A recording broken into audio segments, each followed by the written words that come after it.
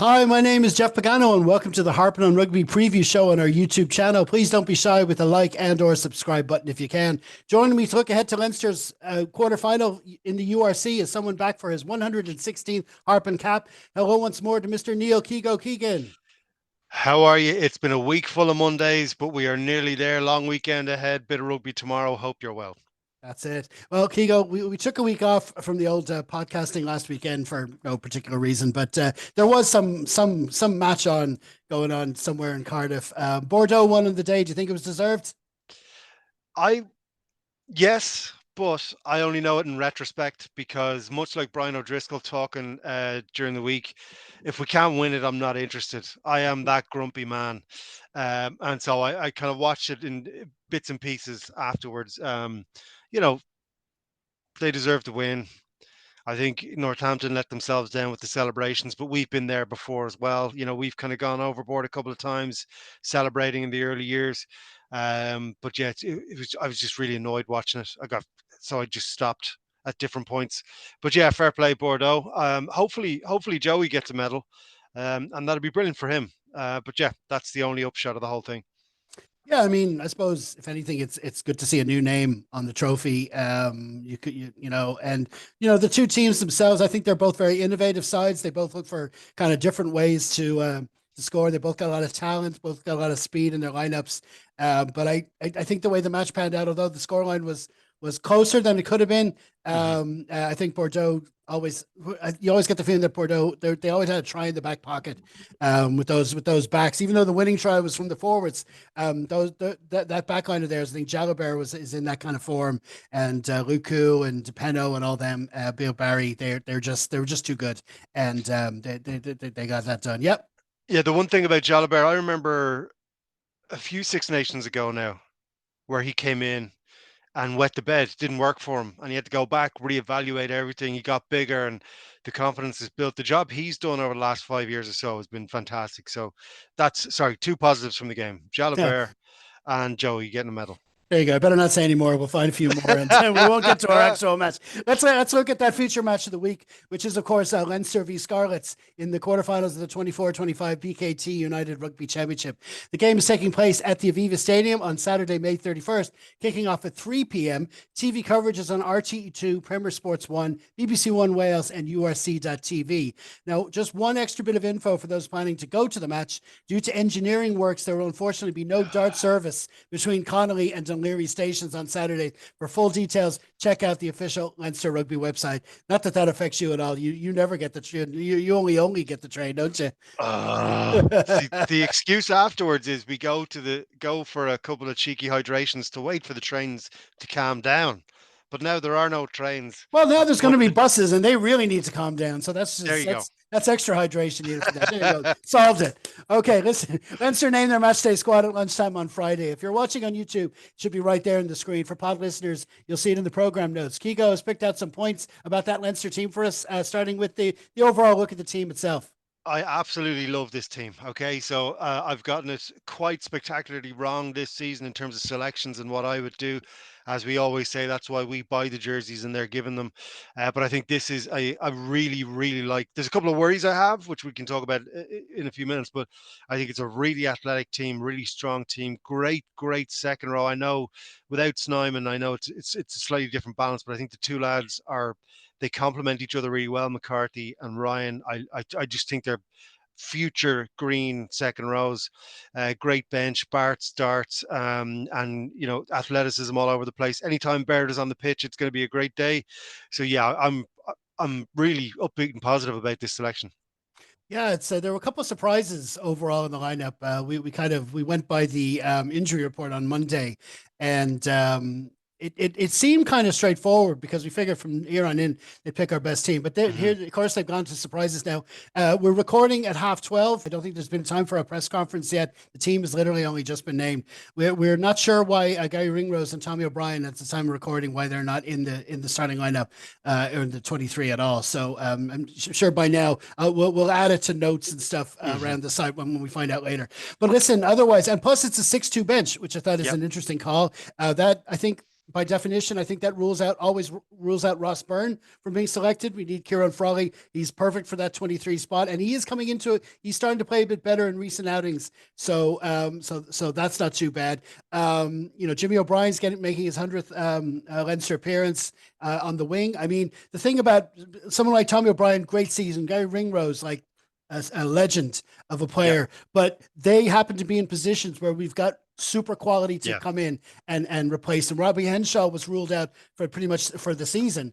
But of course we got Mr. Barrett there. I think he'll do okay at number 12. So overall, the chopping and changes haven't been too bad. Scott Penny is the one who comes into the bench. You might have thought maybe someone like Will Connors might have been there where he fit, whatever, but he's making up the 6-2 split on the bench. But anyway, listen, for your second point, you want to talk about the captain Conan. I love Conan. I think he's a leader on the pitch, off the pitch, leaves everything on the pitch, leaves everything in every single jersey he puts on, not just because he's from Bray. But like, I think it's, as good as we are that Doris is injured and all that sort of stuff, like the only positive of that is he's injured. He's recovering for the rest of the season and the summer. So there's no kind of, is it going to be Conan this week? There's no chopping and changing. Conan is our captain for the run-in, and that's good. And we're going to be, and he's going to be starting every game. And I think it's great for him to finally get, unfortunately, because of the way it's happened, but he's getting a reward for 100 years of service at the highest level. I know he had a couple of seasons of injuries, but he's consistent. He's petrifying to play against. He's almost unplayable, like we were talking about a couple of weeks ago. There's a couple of players that when they're running, they're unplayable, and he's one of those players. And listen, there are very few better leaders in the game going into, without counting chickens, these types of games at the end of the season. Yeah, and I just said about, we're missing players and we've got perfect players to replace them. I don't think you could say any more than that about our number 8, Caelan Doris out for the season. Most teams would miss someone like that, but Jack Conan, perfect replacement. Not only does he replace him at number 8, but he's a perfect replacement as captain. And it slots right in there perfectly. So it's almost seamless. The only thing, last thing on that, the only thing and the only worry that I would have is that he is the sole leader rough on that pitch. Like there's no, as you say, Ringrose isn't there, Henshaw isn't there a lot. So like while there's experience everywhere on the pitch, there's a kind of a gap between Conan with his 500 caps and then kind of the leadership group that needs to make a decision. So there's things like, in that game we're not going to talk about, there was a little bit of a brain fart when it came to making decisions. So we can't see those things going forward. It needs to be whatever the decision is, we're either going to agree or not agree, and that doesn't really matter, but they have to commit to it straight away. We can't be looking up the boxes and all that sort of stuff. We need that clear thought on the pitch, decisiveness going forward into the season, because we are far from finished this year. Absolutely. That's one of the things we've been talking about the past few weeks. That leadership is, if we're going to see out this season with and get some silverware, leadership is going to be one of the keys. And your third point is about people that are missing. Yeah, so and again, they haven't done the press conference, so all that sort of stuff may be answered by the time people hear this. But Furlong not being there, Ringrose not being there, all these type of things you mentioned.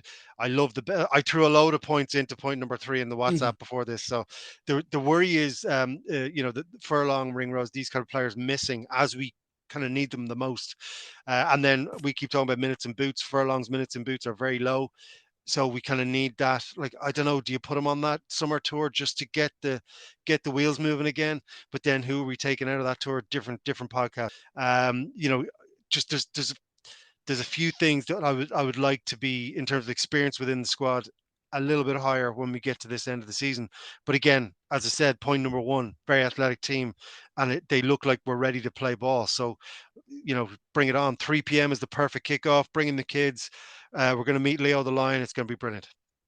Yeah, I mean, like I say, we talked about leadership earlier on as well. I think physicality is another big thing as well. We'll be looking at it from our second rows, in particular, Joe McCarthy and James Ryan. They're really going to have to front up throughout these playoffs. But with the 6-2 bench, we're going to look for that extra beef as well. So I'm assuming that's something we're going to do right the way through to the end of the season. But it's not the 23 we expected, but and of course, we've had our doubts over the past few weeks, but I think we have to say, well, listen, it's up to them to go out there. They've come up with a plan. This is the 23 they've come up with to execute the plan. Let's give them a chance to go out and show us what they can do. So we'll see what happens. Okay, so now it's time to have a quick look at the Scarlets. Now, for a team that has lifted the league title in the past, this has been a bit of a roller coaster season, but a recent 3-match winning streak, which of course included one over Leinster in Llanelli, saw them grab that 8th and final playoff spot, plus some all-important Champions Cup rugby for next season. What you make of their lineup, KEEGO?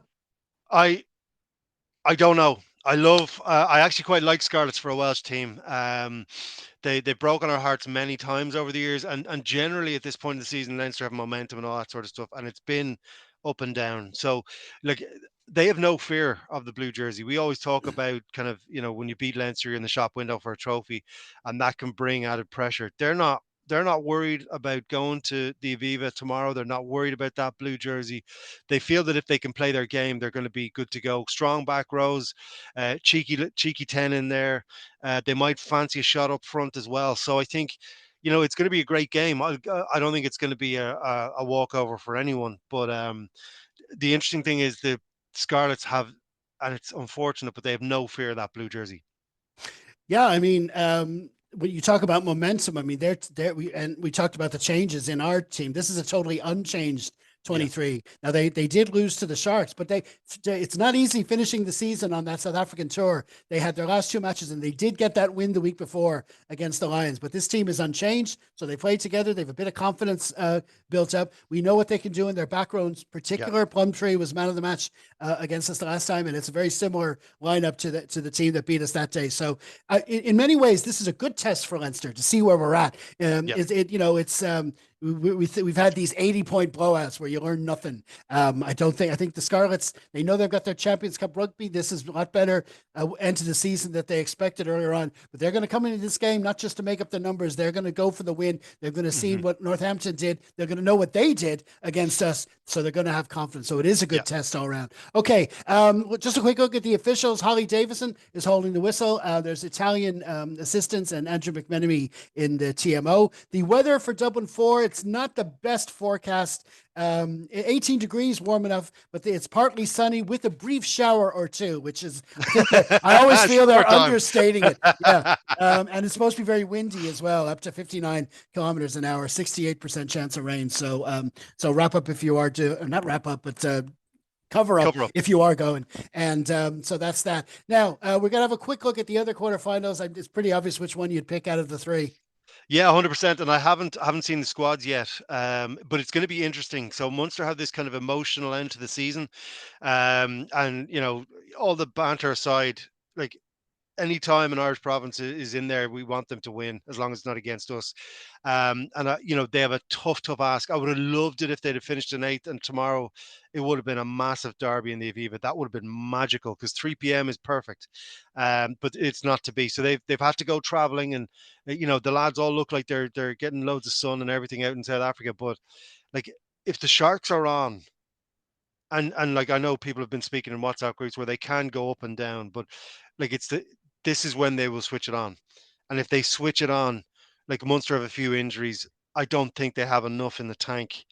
They've been drawn on that emotional well for the last few weeks, and it works for them, you know what I mean? But that's at home with a full stadium, and fair play to the support for showing up. Not a lot of them will be flying out to South Africa. They'll be loud, but not a lot of them. So, listen, I want Munster to win. I think I've picked the Sharks +5. Like, it's going to be close, I think. But, I'm going to feel dirty saying this. Let's go, Munster. Oh no! I'll give you a moment. Take a beat there, man. No. I'm looking at the Munster team here, and it's Jack Crowley. There's some doubts about him, but he's starting, so it looks like they're the best available team they can put out.